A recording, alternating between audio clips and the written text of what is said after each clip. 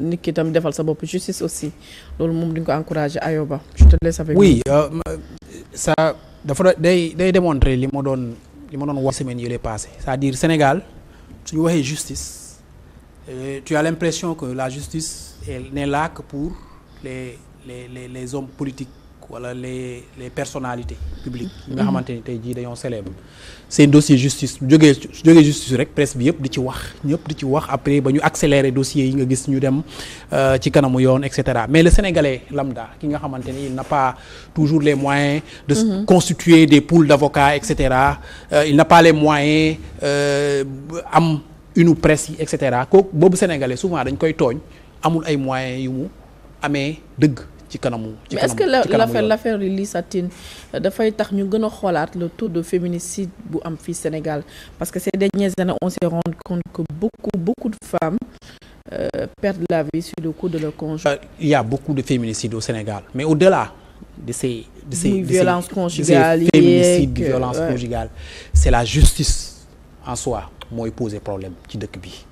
justice bi nga xamante ne dañ ne tey jii ku fa dem mbaax ne dafa war a doon benn amul tey jii Ayoba la moo tax nii lañ koy juger wala xaj ñi xam nañ ko moo tax tey jii dossier am gaaw wala dossier am ñu mettre ko en instruction non justice personne n'est au-dessus de la loi. Tu as l'impression que ni ñuy nettali nii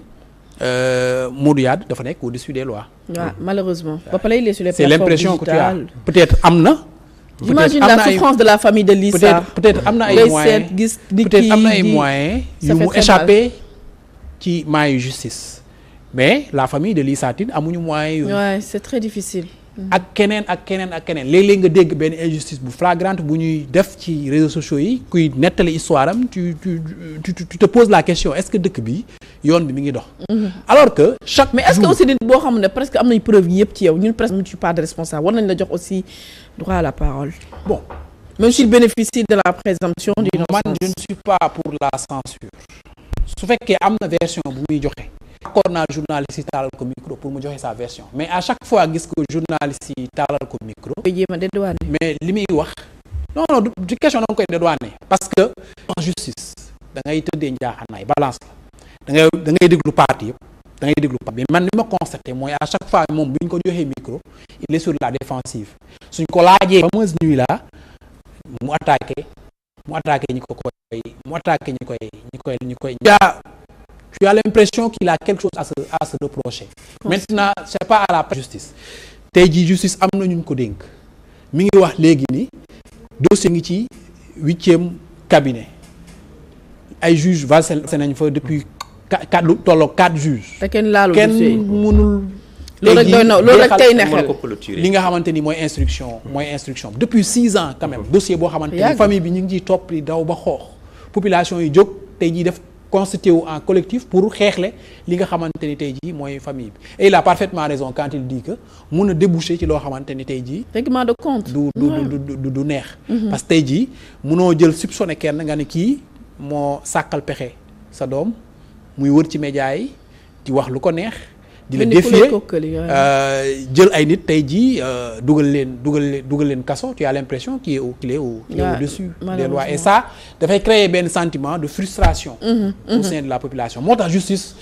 justice war a tëddee njaaxaanaay ci dossiers yu bari moo tax justice wala concentré wu surtout ci sénégalais yi gën a néew doole pour rendre leen justice bu fekkee dañ ko pour yow mouvement bi am ci plateforme yi ci réseaux sociaux yi ça peut aboutir parce que am na groupe surtout sur Facebook waa Femme Chic Top Cas groupe jigéen ñëpp ñi ngi ciy wax ñi ngi ciy bay seen waar tu penses que en tout cas on a constaté dernièrement mën na yëngal yëf yi indiwaat dossiers yi waaw ça on a constaté dernièrement que saa yu amee mobilisation boobu ci réseaux sociaux yi dana ubbi buntu yu bari en tout cas ci justice on l'a constaté sur le cas Eumeu on l'a constaté sur le cas Fallou Fall tey jii espérons que sur le cas Lissa Tine tey jii dina tax ñu jëlaat dossier bi au moins ubbiwaat ko woo Modou Yade dégluwaat waaw parce que ci groupe yi nekk ci Facebook jigéen ñi vraiment ñoom ñëpp takk nañu def ko seen combat benn mais man lu ma bëgg a xam mooy la famille de Lissa nan la ñuy vivre j'ose même pas me mettre à leur place mais nan la ñuy dundee lu metti li ndaxte juróom benn at xamoo sa doom mi ngi dund wala dundul nga mu bàyyi fi doom bu jigéen déjà na nga benn explication nga mën a jox xale bi sûrement elle va se poser des questions fala sama yaay nekk ça doit être très très douloureux la famille de Lissa nan la ñuy dundee yéen ñi xam ne vous avez la chance de les voir. mais naturellement ils vont nourrir benn sentiment boo xamante ni un sentiment d'isolement un sentiment de mise en quarantaine suñu état seetaan nañu dañu nekk foo xamante ni ku ma am ndey ak ku ma amul ndey ku sa loxo jotul sa gannaaw lépp loo xamante ni dem nga ko yoon doo am li nga bëgg et cetera et cetera loolu mooy tax ma ne nañuy moytu maanaam di dund ay réew yoo xamante ni wala ci ay état yoo xamante ni tey maanaam ku ma am ndey ak ku ma amul ndey c'est-à-dire day am citoyen yoo xamante ni ku leen wokk rek xuri état gisoon nañu fi benn cas boo xamante ni mooy ndaw si kii woon France du ma tudd turam voilà kooku gis nañu mobilisation étatique mobilisation bi nga xamante ni moom la état defoon ak tout un tapage médiatique bi nga xamante ni ak les moyens yi mu déployé woon parce que nag dañu ko parrainé woon koo xamante ni un ministre de la République Serigne Mbaye Thiam mais malheureusement Lissa Tine amul parrain papa la am boo xamante ni Bawol la jógee loxoom jotul gannaawam et que je vous dis que Bawol nag doya dil nañu leen ci mbir mi juróom benni at boobu ak léegi je vous dis am na benn contrée au Sénégal foo xamante ni mbir mi bu fa xewoon du agsi fii nii c'est parce que autant am nañu ay ténor yoo xamante ne nii ñoom duñu seetaan loolu waaye kon ban état la ñuy nekk état boo xamante ne nii il faut que nga am mbër ci mbir yi door la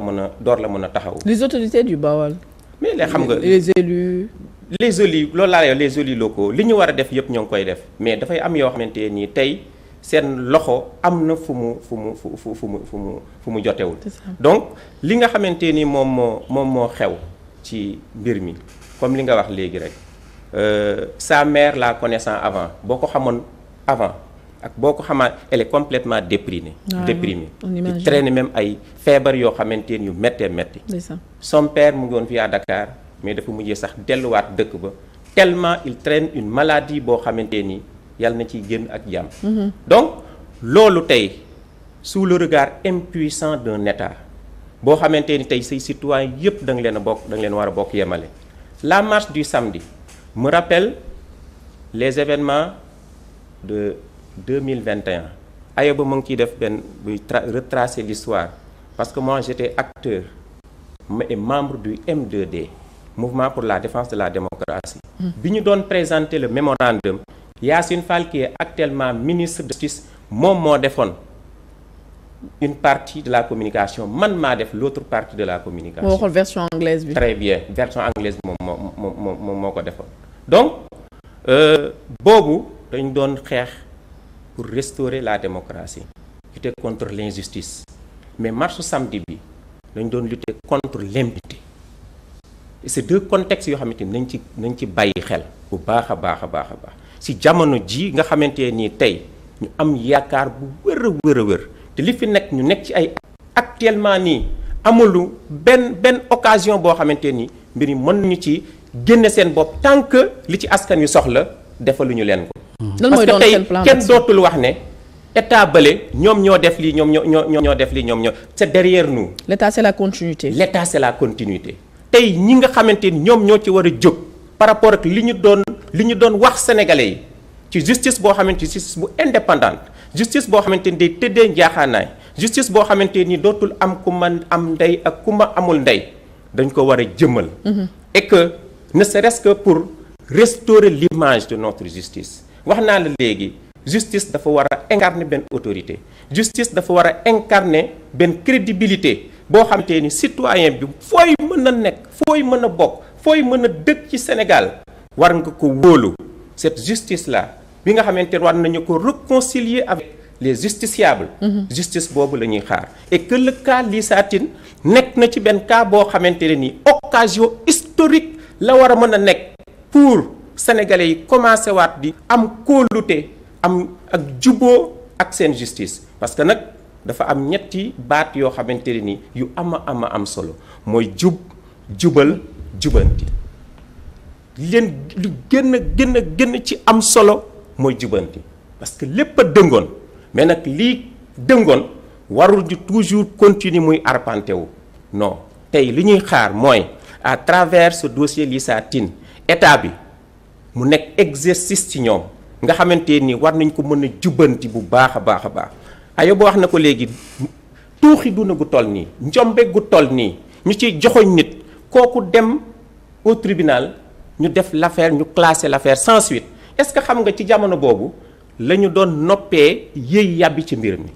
ci jamono boobu la ñu ci doon noppee yëy yàbbi. kañ lañ ko classé sans suite. c'est-à-dire dafa am 3 mois après bi Modou Yade ñëwee. waaw la gendarmerie s'est saisie de l'affaire ñu yóbbu ko au tribunal